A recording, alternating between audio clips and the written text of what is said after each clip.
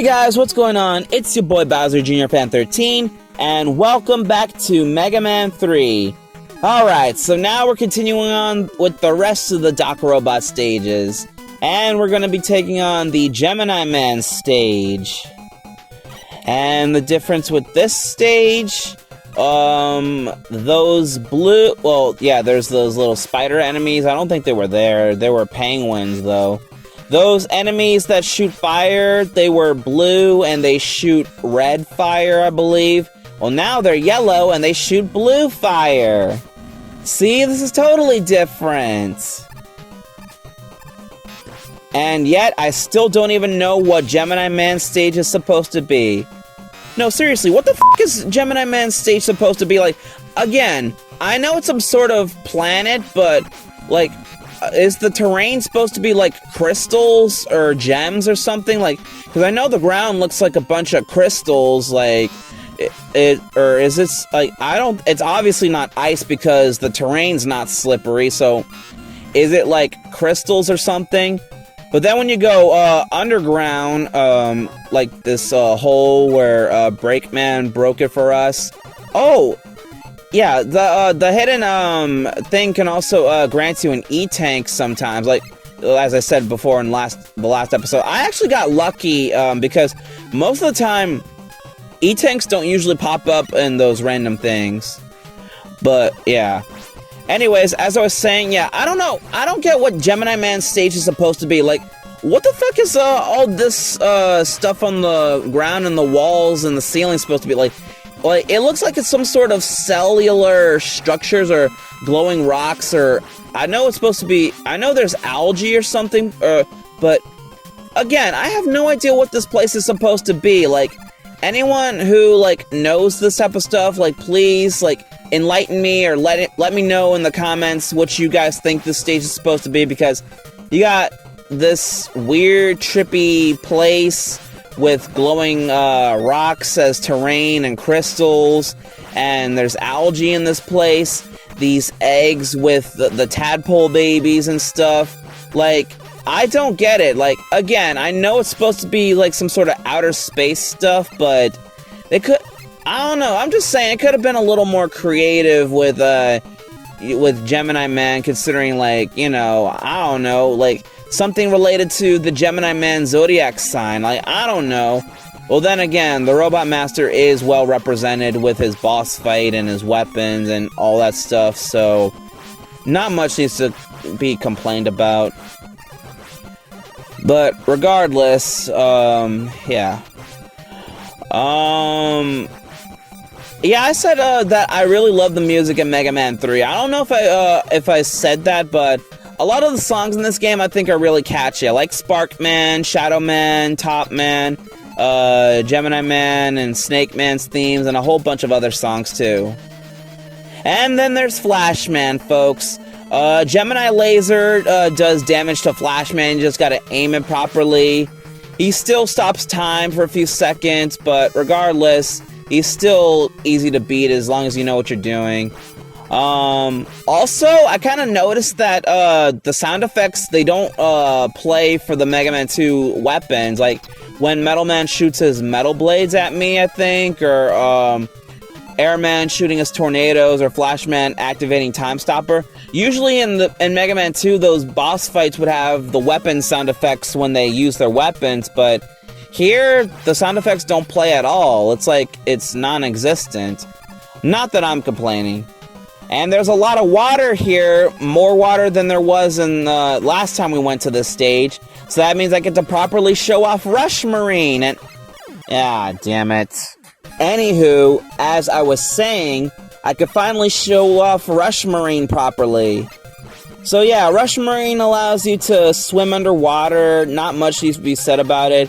It's like Rush Jet, only you can use it underwater, and that's all there really is.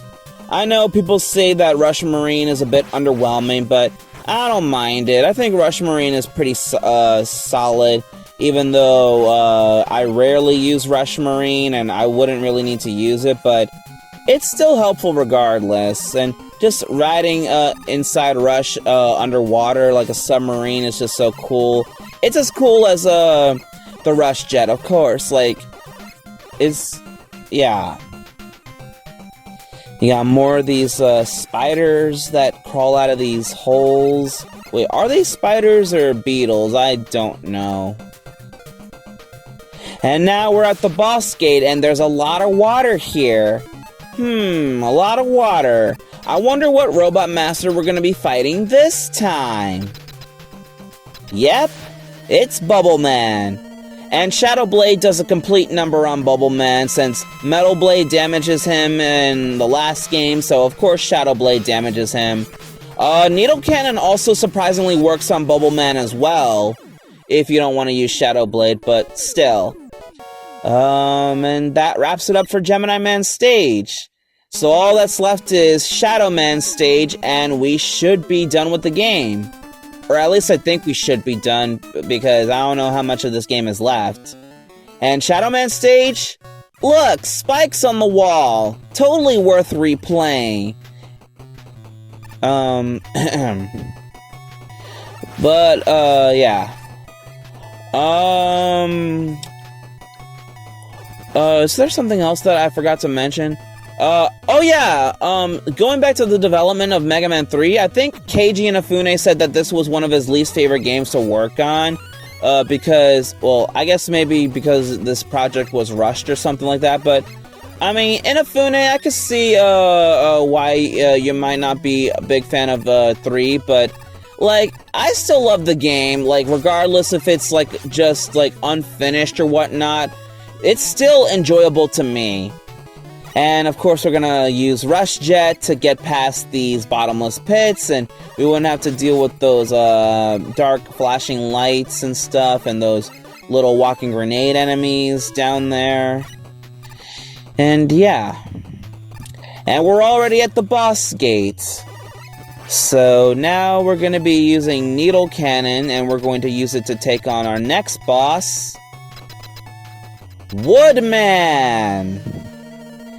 I think Woodman in this game is just as difficult to beat as he was in Mega Man 2.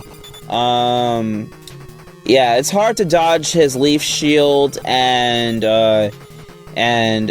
his falling leaves as well, but hey, at least we didn't die over there, otherwise it would have booted me back to the stage and I would have been super pissed off. And you got a hallway full of these Hammer Joe enemies. So you gotta wait for these guys to open their eyes while they shoot their little swirling ball chain weapon of theirs. I have no idea what it's supposed to be, but alright, whatever. And what do you know, an extra life. Now we're going to switch over to Magnet Missile to deal with the section with the parachute enemies. Yeah, as I said before, Magnet Missile really helps with the parachute enemies in Shadow Man stage. It's pretty cool. And there's spikes on the ceiling too, so yeah, I mean, it's a good thing we're not using Rush Jet or whatnot or something to boot us up really high, because I would have hated to run into those spikes. Alright, and now we're at the final, last Doc Robot Master. So we're just gonna go ahead and use an E-Tank here. And we all know exactly who it is if you do process of elimination. Yep, it's Heatman. So, the field guide says that Doc Heatman is weak to top spin. Though, I mean, I think it does affect Heatman in some way, but I like to use Shadow Blade better because Shadow Blade is more effective than Top Spin. I mean, I wouldn't want to beat Heatman with the worst weapon in the whole game, so yeah. Alright, all the Robot Masters and all the Doc Robots are defeated, so now all that's left is Breakman. But unfortunately, we're going to have to deal with him in the next episode. So, like, comment, share, and subscribe. Thank you guys for watching. And I shall see you guys in the next video. Peace out, everyone.